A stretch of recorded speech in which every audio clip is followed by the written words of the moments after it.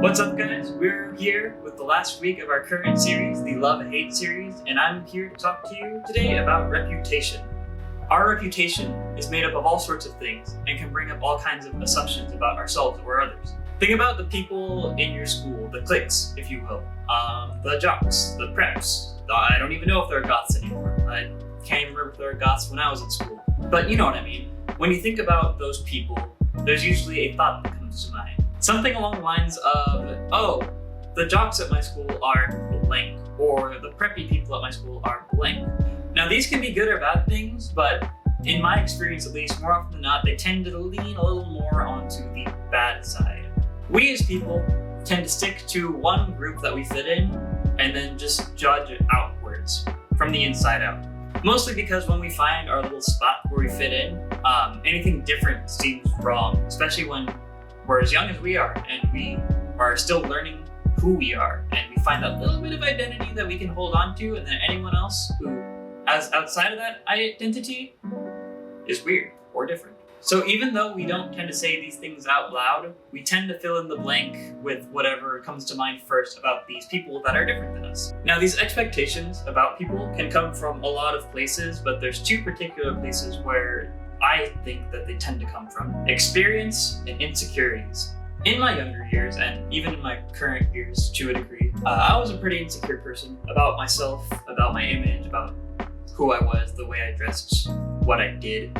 So I tended to be pretty judgmental of people whenever I saw them. I make a lot of quick snap first judgments over people, and I'm growing out of that, but it's still something I have to keep in check when I meet in person or when I see someone do something for the first time and it's the first time I've been exposed to them. For example, when I met a particular person on the leadership who tends to wear a backwards hat and is obsessed with dinosaurs, I didn't have the best assumption about him. Not that I immediately came out the gate and didn't like him, but when I first met him, it was through Jasmine, who at the time I really didn't even know that well either. So it was really through Chantel, through Jasmine, through Edward.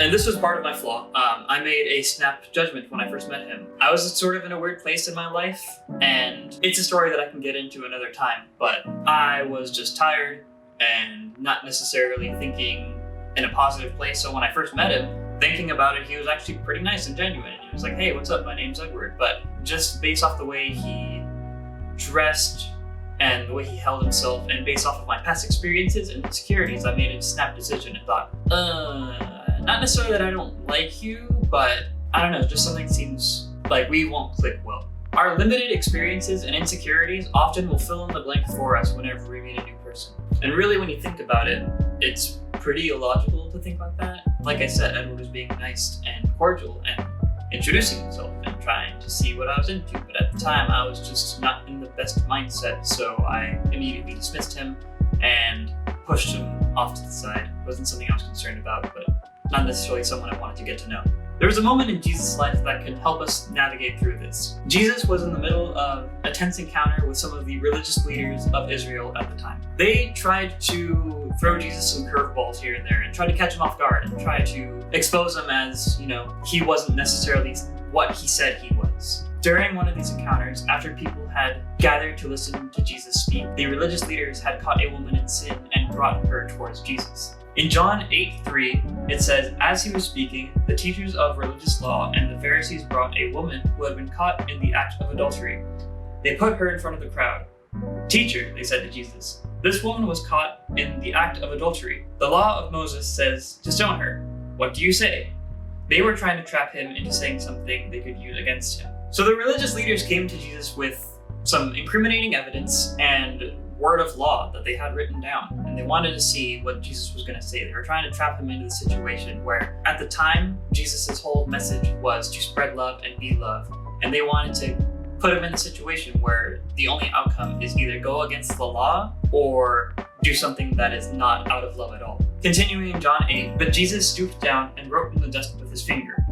They kept demanding an answer, so he stood up again and said, all right, but let the one who has never sinned throw the first stone. Then he stooped down again and wrote in the dust. When the accusers heard this, they slipped away one by one, beginning with the oldest, only until Jesus was left in the middle of the crowd with the woman. Then Jesus stood up again and said to the woman, where are your accusers?